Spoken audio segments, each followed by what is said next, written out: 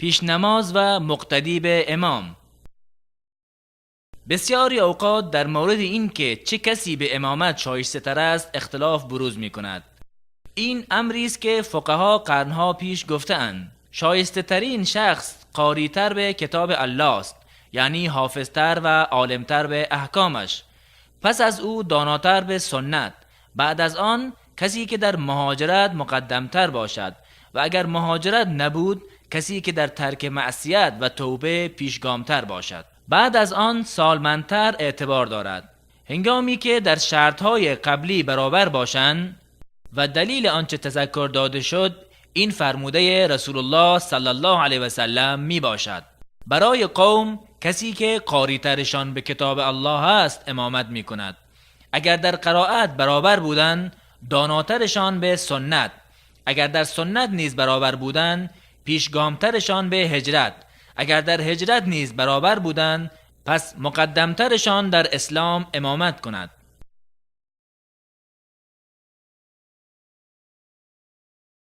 ولی اگر مسجدی امام معینی دارد و یا صاحب خانه امام باشد و یا کسی صاحب امری بوده پس همان شخص نسبت به دیگران مقدم می باشند.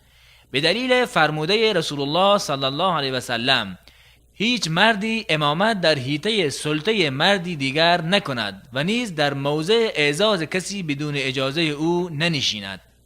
و اگر مقتدی یک نفر باشد سنت آن است که به سمت راست امام و برابر او بایستد، به دلیل حدیث ابن عباس رضی الله عنه که گفت: با نبی اکرم صلی الله علیه و سلم شبی نماز خواندم، به سمت چپ ایشان ایستادم، رسول الله صلی الله علیه و سلم از پشت سرم گرفته مرا به سمت راست خودشان گردانیدند. و اگر جماعت 2 تن و یا بیشتر باشند امام در پیشروی و در وسط آنان می ایستد. به دلیل حدیث جابر رضی الله عنه و جبار رضی الله عنه این که یکی از آنان به سمت راست رسول الله صلی الله علیه و سلم و دیگری به سمت چپ ایشان ایستادند. جابر گفت: رسول الله صلی الله علیه و سلم دستان ما را گرفته هر دوی ما را به عقب زدند تا در پشت سرشان ما را قرار دادند.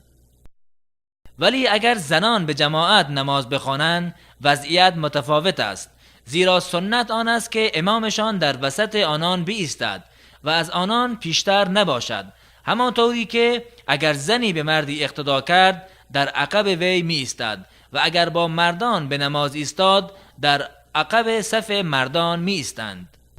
چنانچه رسول الله صلی الله علیه و سلم فرمودند: بهترین صف زنان آخر آن است و بدترین آن اولش می باشد.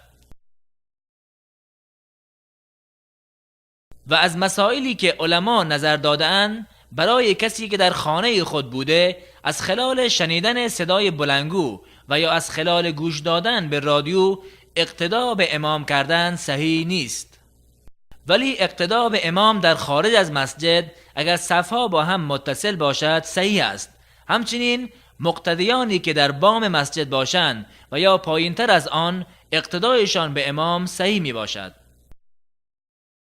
از دیگر مسائلی که نمازگزاران از آن بیشتر میپرسند یکی هم اقتدای کسی که نماز فرضی را میخواند در پشت سر کسی که نماز نفلی میخواند و یا برعکس آن که هر دو صحیح است. به طور مثال اگر کسی نماز عشا را پشت سر امامی که به تراویح ایستاده بخواند صحیح است و عکسش نیز صحیح می باشد نزد بعضی ها. معاذ رضی الله عنه با نبی اکرم صلی الله علیه و سلم نماز میخواند و پس از آن به نزد قومش رفته به آنان امامت کرد. مقتدی باید از امام پیروی کند به طوری که هر عمل را بعد از امام مستقیما انجام دهد. به دلیل فرموده نبی اکرم صلی الله علیه و سلم امام برای آن است که از وی پیروی شود. اگر تکبیر گفت به تعقیبش تکبیر بگویید و اگر رکوع کرد پس شما نیز رکوع کنید و اگر سجده نمود شما نیز سجده نمایید.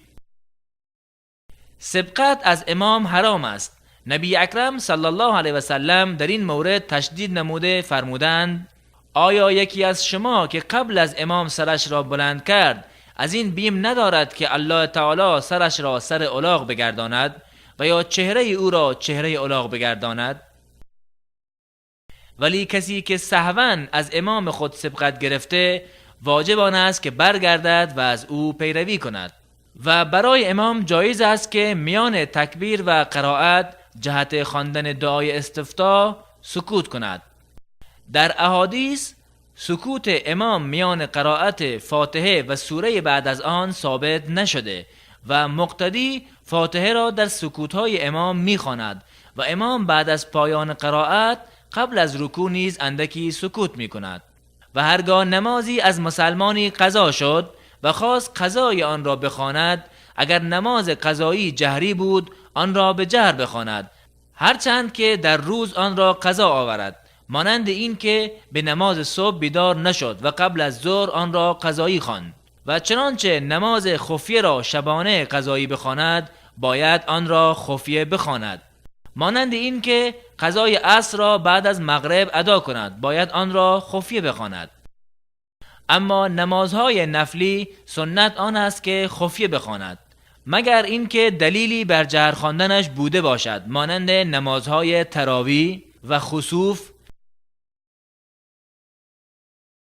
و از مظاهر سهولت و آسانی شریعت این است که نماز نشسته و خوابیده را برای نفل گزار جایز دانسته و اجر نمازگزار نشسته را نیم اجر ایستاده گردانیده، به دلیل فرموده نبی اکرم صلی الله علیه و سلم اگر ایستاده بخواند بهتر است و کسی که نشسته خواند نیم اجر ایستاده را دارد و کسی که خوابیده بخواند نیم اجر نشسته را دارد.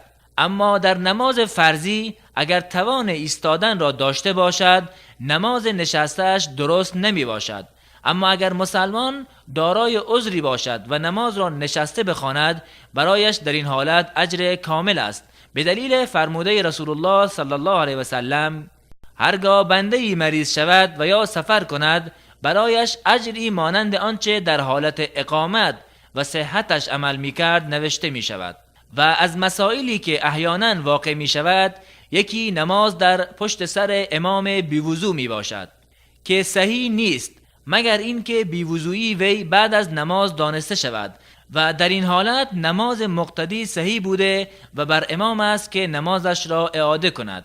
هرگاه مقتدی رکوع را با امام دریافت بدون تردید رکعت نماز را دریافته است، زیرا که رسول الله صلی الله علیه و سلم فرمودند کسی که رکوع را دریافت بدون تردید رکعت را دریافته است.